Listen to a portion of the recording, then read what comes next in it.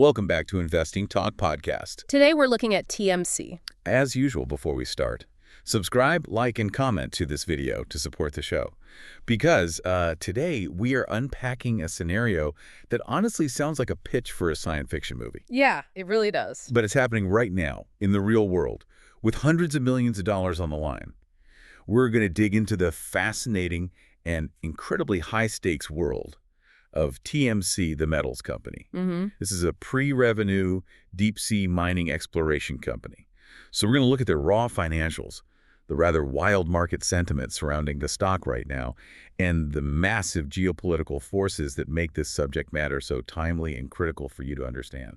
It really is the perfect storm of variables. I'm excited to synthesize all this data with you because when you look at the research we're analyzing today, you immediately see that TMC represents a classic high-risk, high-reward scenario. They're sitting perfectly at the intersection of three massive global trends.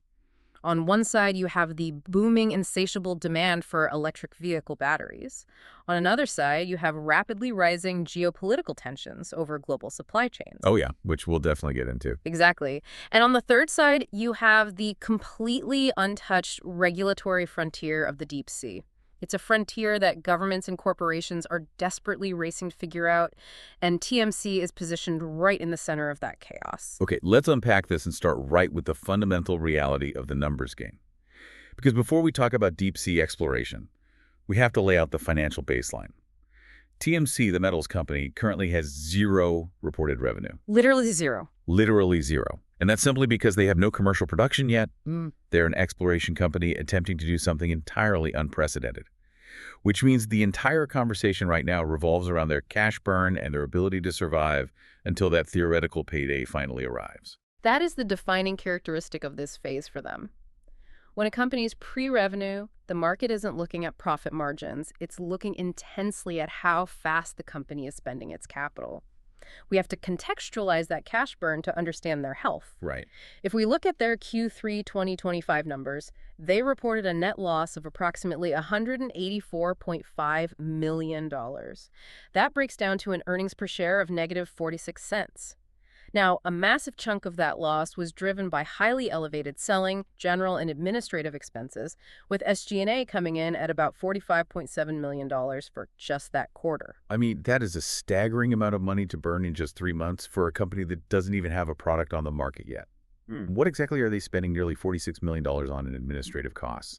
Are they buying solid gold desks? You got to remember what they're trying to do here. When you are pioneering a brand new global industry in international waters, you aren't just paying for office space. The legal, regulatory, and administrative costs of navigating completely unmapped maritime law are immense. That's a lot of lawyers. An army of lawyers and scientists. They are essentially helping write the rule book for a new sector. But we have to balance that severe Q3 spike with the broader timeline to get a true picture. If you look at their full year 2024 net loss, it actually narrowed slightly to negative $81.9 million. Okay. That represents an 11.1% improvement year over year. So despite that rough third quarter, the broader trend shows they are starting to rein things in. It tells the market that there might be some crucial cost stabilization happening internally before they have to fully ramp up their actual production operations. Exactly. They're getting their house in order. Now, looking ahead, their forward guidance obviously remains in the red. The consensus for Q1 2025 is sitting somewhere between negative 4 cents and negative 4.8 cents per share. Which is expected. Yeah, the turnaround potential here is entirely dependent on securing those final regulatory approvals so they can actually start pulling materials up from the seafloor and generating their very first revenues. Which brings us to their balance sheet. And this is something that really jumped out at me from the numbers. It is surprisingly strong for a pre-revenue company burning through that kind of cash. Extremely strong. Normally in this sector, you expect early-stage exploration companies to be drowning in toxic debt or on the brink of insolvency. But TMC is holding $115.76 million in cash against a genuinely minimal debt load of just $2.48 million. Yeah. So doing the math, they are sitting on a net cash position of over $113 million. That works out to about 28 cents per share in pure cash value. And we need to explain why this specific dynamic matters so much for you, especially if you are tracking their survivability over the next few years. Because they hold that substantial cash reserve and have almost zero debt, their current ratio is sitting exceptionally high, between 2.37 and 2.50. Right. In practical terms, that ratio gives the company a solid 2 to 3 year financial runway. Meaning they don't have to go back to the market to beg for more money anytime soon. Exactly. They can continue their development, pay those steep administrative and permitting costs, and run their operations without facing immediate pressure to dilute their stock. They don't have to issue a massive wave of new shares to raise capital, which is critical for current investors. That's a huge relief. Furthermore, looking at their free cash flow, for the full year of 2024, it was negative $44.0 million. That's a 26.9% year-over-year improvement. But the most telling metric is their capital expenditures, which were kept incredibly low at just negative $220,000. That is exceptionally low. So they aren't wasting capital on unnecessary physical assets right now. The funds are being highly targeted.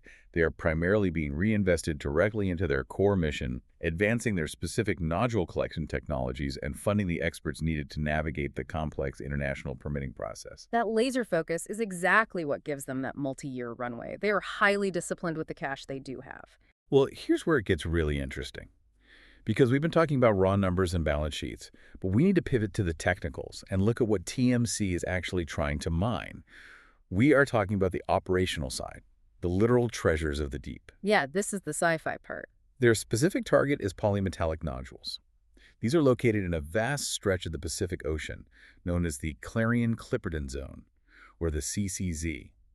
Now, when most people think of mining, they picture traditional terrestrial mining, blasting the tops off mountains, digging massive open-pit craters, clearing thousands of acres of forests. The standard dirty industry. Right, but this is absolutely nothing like that.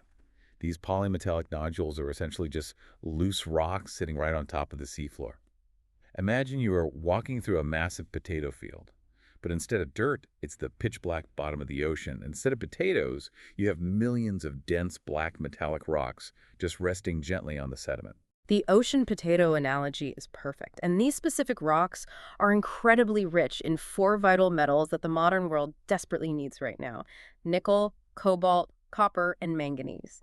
You basically just have to send a highly advanced giant vacuum down to the seafloor to carefully scoop them up. But wait, I have to challenge that a bit. How does being in the middle of the ocean actually give them an advantage? Because to me, designing, building, and operating deep-sea robotic vacuums under miles of crushing water pressure sounds infinitely more expensive and complex than just driving a massive truck into a hole in Nevada. What's fascinating here is how that specific operational method actually creates a massive competitive moat for the company, despite the engineering challenges. First, TMC has exclusive IP-protected exploration rights in the CCZ. No one else can touch their specific zones. Okay, so a monopoly on their patch of the ocean? Exactly. Second, because they are just scooping these loose nodules off the seafloor rather than drilling, blasting, or crushing thousands of tons of the Earth's crust, it actually provides a lower-cost, lower-emission alternative to terrestrial land-based mining. The energy required to process loose, high-grade nodules is significantly lower than processing low-grade terrestrial ore. That makes sense. But the geopolitical advantage here is arguably even more important than the operational cost savings. Walk us through that geopolitical advantage, because that seems to be the core thesis of their entire business model.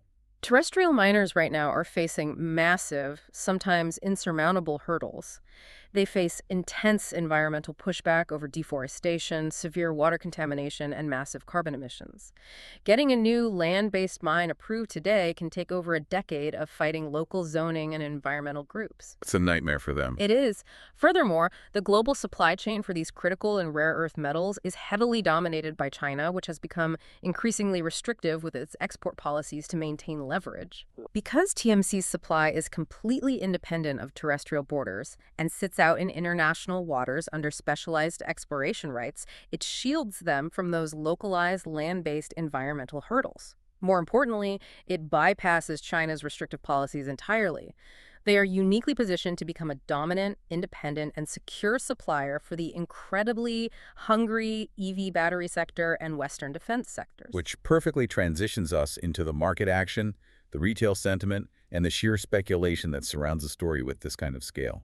Because when you combine electric vehicles, proprietary deep-sea vacuums, and international geopolitics, the market is absolutely going to react violently to any news. Without a doubt. Let's review the recent price action to see this in real time. On February 25, 2026, we saw an 8.3% pop in TMC share price in a single day. And that wasn't just a random fluctuation. It was driven by concrete news of government backing that seemed to ease some of the massive uncertainty that constantly hangs over the very concept of deep-sea mining. It signaled to investors that the regulatory overhang might actually be clearing. If we connect this to the bigger picture, you can see exactly why the broader market is so intensely sensitive to this stock right now. Just a week after that stock pop, around March 2, 2026, global geopolitical tensions flared up significantly with U.S. and Israel strikes on Iran. Right, that was huge news. Immediately following that major macro event, rare earth and critical metal shares surged across the board. In this kind of environment of sudden global instability, TMC transforms from a speculative tech company into a highly leveraged geopolitical play. When traditional supply chains suddenly look threatened by conflict, alternative independent sources of critical metals suddenly look exponentially more valuable. And the headline writers absolutely know this. They feed on that volatility. Yeah. When you look at the recent media sentiment, it is a wild, polarized mix. On one end of the spectrum, you have absolute retail euphoria. We are seeing headlines explicitly stating things like, TMC could set you up for life, and calling it a small-cap gem, millionaire status, with articles openly promising anywhere from 10x to 100x upside potential for long-term holders. Yeah, the hype is real. It is. But then, right next to those euphoric pieces, you have strictly neutral, cautious headlines asking, is TMC a buy, sell, or hold in 2026? And heavily noting the harsh realities of ongoing production delays. It is a constant tug-of-war between the speculative hype of a sci-fi future and the grounded reality of their current pre-revenue status. Which is exactly why we have to look very closely at the short-term catalyst calendar to see what might actually move the needle next and resolve that tug-of-war. The next major event on the horizon is their earnings report scheduled for March 26, 2026. Okay. The consensus EPS for that report is sitting at roughly -5 cents. The market will be watching like a hawk to see if they can beat that expectation through tight cost controls, or, more importantly, if management drops any major unexpected permitting updates during the call. Which could be a huge catalyst. Huge. Furthermore, they are currently executing a major visibility campaign. There are upcoming red chip interviews on Bloomberg TV airing post-March 6, 2026, designed to get their story in front of institutional money. And that kind of broad, mainstream financial visibility is crucial for a company trying to pioneer an entirely new sector. Yeah. They need to control the narrative. Extremely crucial, especially because there are deep industry rumors circulating that these specific visibility wins, getting the narrative out cleanly on major financial networks, could spark M&A interest from major traditional mining companies. Mergers and acquisitions. Yes. Those legacy, multi-billion-dollar terrestrial miners know that the future of their industry requires nodule exposure, and acquiring a nimble, advanced company like TMC might be their easiest shortcut to securing that tech and those underwater claims. Yeah. Interestingly, though, the institutional flow, meaning the massive hedge funds and investment banks, is currently very quiet. Yeah. They are watching, but not making massive, aggressive moves yet. And with a total employee count of just 47 people, there's a very limited amount of insider data or internal stock buying to give us clues about what is really going on behind closed doors. A 47-person company holding a $115 million cash runway and tackling global maritime law is an incredibly tight ship. Information simply does not leak. So what does this all mean? We've painted a picture of a tight-knit company with enough cash to easily survive a few years, sitting on top of a literal ocean of battery metals, riding a massive wave of geopolitical necessity, with financial headlines screaming about a potential 100x return. But we are here to provide a complete, objective analysis, which means we have to pivot and look closely at the bear case. We have to. If the upside is truly millionaire status, what are the massive hurdles standing in the way of making that a reality? The bear arguments are substantial, heavily documented in the research, and they generally fall into two primary existential categories: regulatory risks and commodity risks. Let's start with the absolute biggest threat to their timeline, which is regulatory delays. What TMC is trying to do is entirely unprecedented in human history. Because nobody owns the middle of the ocean. Exactly. Deep-sea permitting is incredibly complex because it involves international waters, multiple global environmental watchdogs, and a legal framework that is literally being written in real time by international bodies. Even with the recent government backing that caused that 8.3% stock pop, the cautious headlines are entirely correct.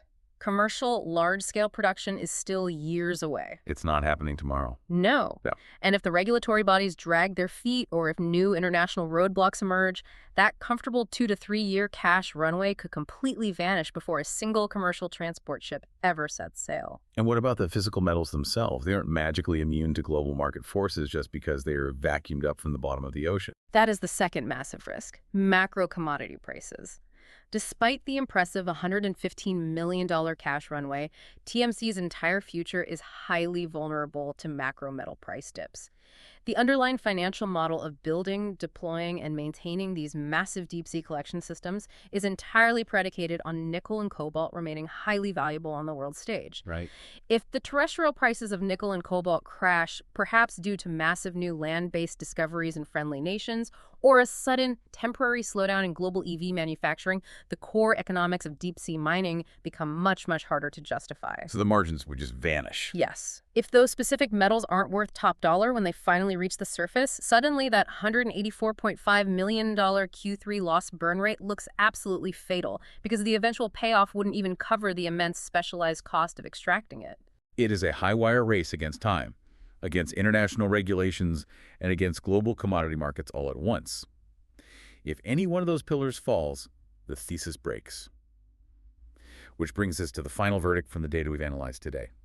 Looking at all the overlapping factors, the fundamental financials, the technical market action, the geopolitical sentiment, and those heavy bear case risks, the ultimate conclusion drawn from the research gives TMC a bullish score of 7 out of 10.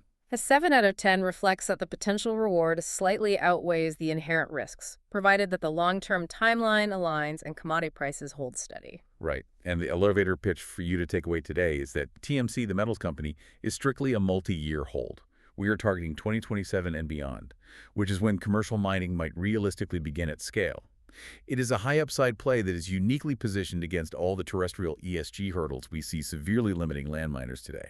And perhaps most critically for the timeline, it is positioned as a direct countermeasure to the looming U.S. defense bans on Chinese rare earths, which explicitly become effective in 2027. It is a very long game, but one with massive, undeniable geopolitical tailwinds pushing it forward. This raises an important question, though, and it is one I want you to really mull over as we conclude our exploration today. As global superpowers race to secure the millions of tons of metals desperately required for our green energy transition, for our EVs, our wind turbines, our advanced defense systems, are we simply trading the known, highly visible environmental damage of terrestrial land mining for the completely unknown ecological consequences of vacuuming the deep ocean floor? That's a huge unknown. It is an alien environment we barely understand, far removed from public view, and how will future global regulations eventually price in that massive unknown? It is a profound thought to leave on, and a reminder that every massive global solution creates its own entirely new set of challenges and variables. Thank you so much for joining us today. We hope this gave you a much clearer, balanced picture of the complex, high-stakes world of deep-sea mining and the geopolitical forces quietly shaping our future supply chains. Keep learning, keep questioning the complex world around you. And please, remember to subscribe, like, and comment to this video to support the show, and we will see you next time for another episode of the Investing Talk podcast.